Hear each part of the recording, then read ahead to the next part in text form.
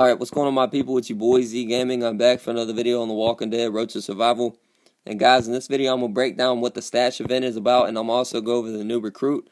Before I go over the recruit though, I'm going to go over the stash event first. So basically, well, I guess it's not technically an event, but basically what the stash is about, every player gets their own copy of the stash to pull from, and every time you pull, the reward that you win is removed from your stash. Basically, you can keep pulling until you get all the rewards, and you do get a bonus item for this one. I don't know if everybody gets a completion reward, but I would assume they do.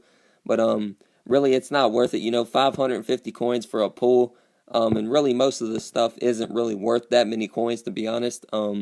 Really, the best thing in here is the walkie, and then maybe the flak jacket beanie. A couple of the 4-star things that you may need. But other than that, really not worth the coins. Now, if there was a 5-star in here, I might be a little bit different about it. Maybe a shield, something like that. But really, this isn't worth it in my opinion. I would definitely save your coins. Depending on what stash you get, it could be a good investment with your coins, or it may not be. Mine is absolutely not worth it whatsoever. But I believe it resets every 24 hours. I'm not 100% sure on that because I didn't check it right away when it first started. So I'll let you guys know as soon as I know. But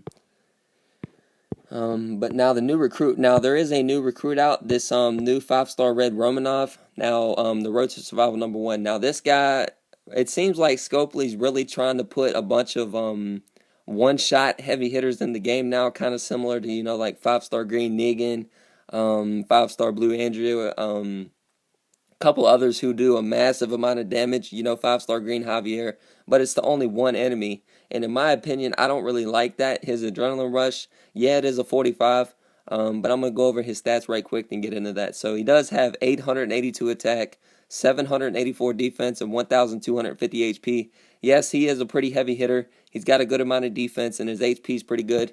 But really, guys, even if he's on a defense team, unless you give him a tanky weapon or have a leader skill that gives him, if you was to run him on a trip team, he may be able to be pretty good. But it's going to depend on the characters that you have. He does have that good stat, the defense down when attacking. He has a better chance to cause minus 30% defense for 3 turns to one enemy, or to the enemy that he hits. But really, I got kind of mixed opinions about this guy. He can be good for the right situations, but if you don't have a shield, or a good ranged leader for defense, he's going to get taken out with an Andrea's AR. So really, it's going to depend on the characters you have. Now, I wouldn't recommend him on a defense, like I said, unless you got a good ranged leader like Trip, or maybe a 5-star yellow Ben to get that extra defense against ranged characters. But he could be very good. He could be very good on offense for the simple fact, that he'll basically kill the 5-star green lead pretty easy with his adrenaline rush. And I mean, 400 burn damage, that's quite a lot. That's 1,000 basically HP in 2 turns basically. So yeah, that could do quite a bit of damage to greens. He could be an absolute monster on rating, like I said, but for defense, I'm kind of mixed opinions about it. It's going to be based on the character that you have, but in my opinion, I would save your coins unless you need him for a specific part of your team or something. So, is he worth pulling for? He is, but it depends on it depends on the team and the roster that you have at the moment. If you don't have the right team build for this guy, I would say no. But if you do have the right team, then yes, because he is a pretty good character.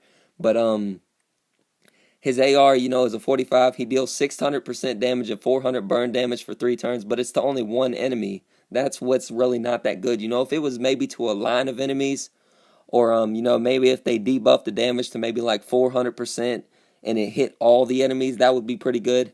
But since it's only one enemy, that kind of takes away from it a little bit in my opinion. So it's going to depend on the characters that you have and stuff. But he does have that, he has no leader skill because of that specialist skill, Decapitate. There's a couple characters out now with that ability. When he lands the killing blow on an enemy, that enemy cannot be revived. So that could be crucial, against a 5-star green Lee, or maybe a 5-star green revive Herschel, something like that. But really, it's going to, like I said, for defense, you're going to have a ranged leader that gives a defense buff and HP, or excuse me, a defense buff for HP, or you're going to have maybe, like I said, 5-star yellow Ben as a lead or something, because a lot of people is going to take him out with an Andrea pretty easy, unless you build him a tanky weapon. But overall, he's good, but I don't believe he's the best character in my opinion. I would save your coins, but then again, if you have the right team build, he is worth pulling for. So, in my opinion, overall, he's not the best character, but he can be useful for certain situations. But when you do a 45 pull, you get 500 5-star recruit tokens, one 5-star token crate up to 700, minimum 250, 1,000 4-star recruit tokens, and one crate of 4-star recruit tokens up to 1,000, minimum 300. So not too bad. Overall, he is better than the 5-star red Dwight, in my opinion. A little bit better of a character, but in my opinion, there is better characters to save for. In my like I said, if you don't have a shield, save your coins for the next shield promo when it comes out. The coin sales really ain't that good either, to be honest. I mean, if you get the $100 package, really the best thing out of here is the 600 4-star weapon tokens. $50 package is 250 4-star weapon tokens, and the $30 package is only 100. The rest of this stuff you can make you can make pretty easy in your workshop. So really overall, unless you're gonna buy the coins to pull for this guy, guys, I wouldn't recommend it. He really, I don't think he's gonna be that useful. But then again, a pre-analysis could be completely different because he could end up being very well. It's just gonna depend on the way that people build his weapon.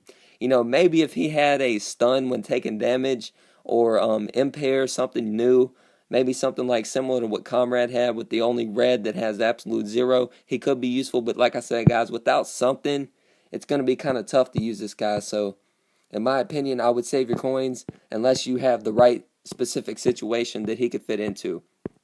So, just breaking that down right quick, guys, giving you guys a little more in depth on the stash and what it's going to be about. Apparently, every player gets their own unique stash, unless it's the same for every player, but I don't think it is because according to the message it said Scopely put out, every player gets their own copy of the stash. So unless that means every player gets the same stash, then that would mean every player gets a different stash. So that would be pretty cool. I think that would be better than every player getting the same stash every single time.